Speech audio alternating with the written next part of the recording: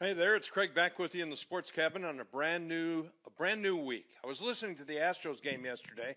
I know, it's not a real game, but sometimes you just want to hear something other than football. Couldn't find the Daytona race on the radio, so I tuned in to see if the Astros could win at least one game this spring.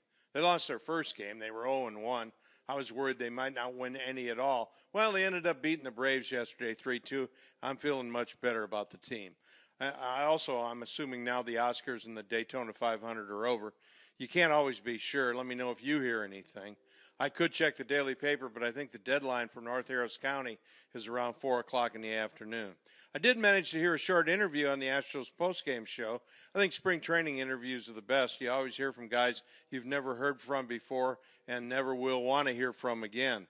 The Braves won't have a perfect spring, and I suppose they're in the dumps after that loss to Houston yesterday. But their losing pitcher did say, get this, he's taking it one day at a time. Well, I got news for you, pal. We all do. But there's also that one game at a time thing. Count the number of times you hear that before the World Series. And, of course, the broadcasters are getting spring reps in, too.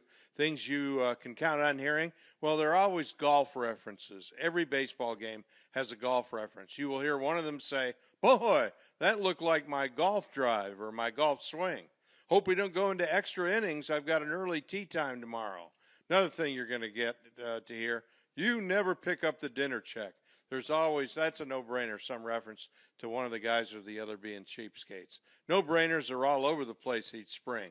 I have to cut this a little bit short today, so you can count on me telling you I'm taking this one line at a time or one word at a time. Finally, put this one in the bank. Sometime this spring, earlier than later, a Dominican player will be having trouble getting his work visa. Another thing you can count on, he'll either be a pitcher or a shortstop. This is Craig Roberts on click2houston.com.